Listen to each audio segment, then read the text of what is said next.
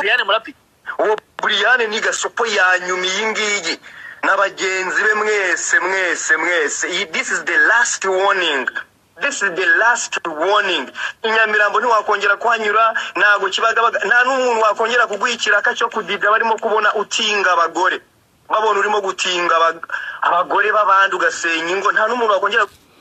Yes ngaye nguko rero ibya Yago Pondati ndetse no witwa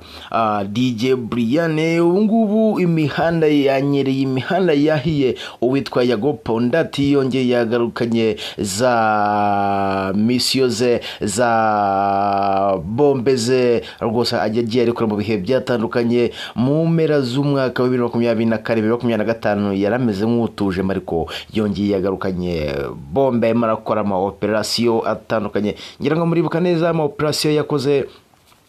kuwitwa Murungi Sabe ndetse ubwe ari muri vugira uti ubungo Murungi Sabe ari maragendera mu kagare avuga ati muzamubaze ibyamubaye hati Imana nsenga irakora. Uwo ni Yago Pondati vugira ati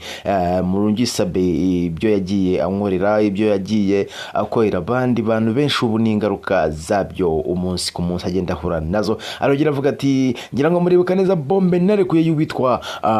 Jihadi rwose murabyibuka mushyira hanze ngira ngo benshi mwagiye mubibona ikitwa ifirimbi cyagiye hanze Jihadi rwose arimo yikinisha ariko we yagiye avuga ati byari mu buryo bwa business Jihadi agendaga yiregura gahoro yagaravuga ati uwitwa DJ Brian nawe rero ushobora kumukubitira bombe nk'iyo narikuye kuri Murungi Sabe ndetse na Jihadi ndetse n'abandi mfitiye ibimenyetso byabo byinshi. Aravuga ati uwitwa DJ Brian mfite ibimenyetso byinshi ushobora gushyira hano hanze kuri uyu munsi akaba yabura ibiraka hirya no hino ndetse akaba atakongera kunyura mu mihanda ya Kigali bibaye na ngombwa Brian ashobora no kwihisha nareba nabi akaba byamuviramo kwiyahura. Uwo ni Yago Pondati avuga ati DJ Brian mfite amashusho ye yaryamanye n'abandi bakobwa bagenzi be ati DJ Brian yasenye ingo nyinshi cyane. DJ Brian yangije abana bakobwa hano i Kigali abanywesha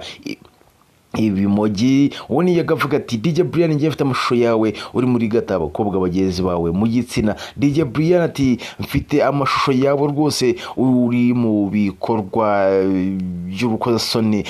utingana ndetse ukoresha imibonano mpuzabitsina n'abakobwa muhuje ibitsina ufite ibikoresho by'abagabo bingibi bakora bagenda bakoresha bakorera abakobwa bagenzi babo. Ati DJ Brian wowe nagushyira hanze, Brian wowe nakwangiriza ubuzima nk'uko nawe mwagiye munyangiriza ubuzima. Ni nyuma yaho DJ Brian agiye avuga nabi Yago Pondati atakoresha ibiyobyabwenge turi muhungu wa mucunge rwose ati nago washobora kubakoresha amazi ati avanga amata n'urumogi. agenda avuga ati Yago rwose ati mu mucunge. Uwo ni DJ Brian wabyivugiye avuga ati Yago Pondati yagiye avanga amata n'urumogi. Yago Pondati nawe ati ndaje nkure kwira bombe ati mumbwiye ngende kure bombe ni muri showbiz yanyaho ngaho ibyinshi turabifite hano ibyo mwakoze abana mwagiye mukorera ibintu bibi turabifite. Avuga ati muri showbiz nyarwanda rwose harimo umwanda ati muzimya abana ati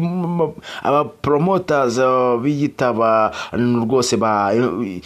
social media influencers ati ibintu mukorera social media mu Rwanda rwose murimo muravanga akazi murimo murica abana murimo murahemukira igihugu murimo murakora ibintu bitari fresh sana ati mwagiye mudukorera ibintu bitari byiza atari igihe cyabyo kirageze yuko bijya hanze ati mureke dusenyera umugozi umwe. ati ese Yago wowe urimo kunyumvana kwituratsinze wawe ese nibyo cyangwa sibyo birakwiye ko igihe kigera ngo dusenyera umugozi umwe cyangwa se dukomeza mu matiku gusa niyo byakubaka u Rwanda. Sinzi wowe uko ubibona nyandikira muri comment uvuga uti nyamara byagenda gutya na gutya umbwira uti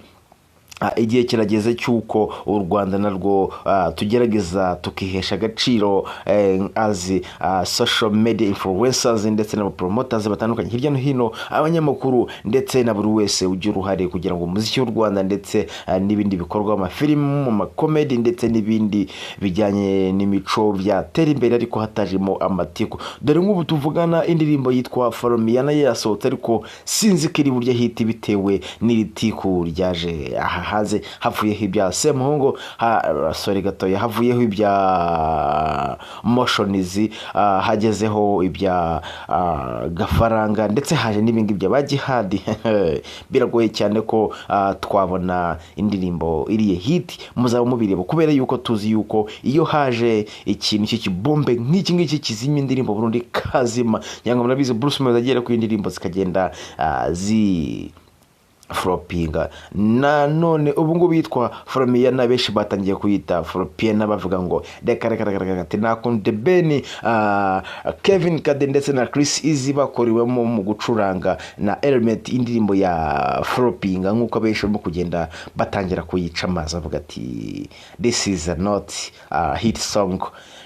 ntago bigeze be expecting ko babona song like that bavuga bati iyi ni indirimbo yagomba guhangana ndetse no kuzimya ya Bruce Melody ndetse na Diamond ati wapi rwose ngiyi ntago iri ku rwego rw'aba ba star twumvaga bagiye kuduheza ikintu kiri bigger than nicyo bigeze baduhereza last time ariko iki gihe rwose ati badupfunyikiye amazi mugenda mureba hirya no hino comments bagenda batera abantu bavuga ati rwose this is a not hit song ese muri comment nyandikira uvuga uti indirimbo ya The Ben Kevin Kadena Chris Easy from Yanati hit song cyangwa se it is not hit song nyandikira muri comment ngewe my name is Twatsinze wawe reka tugaruke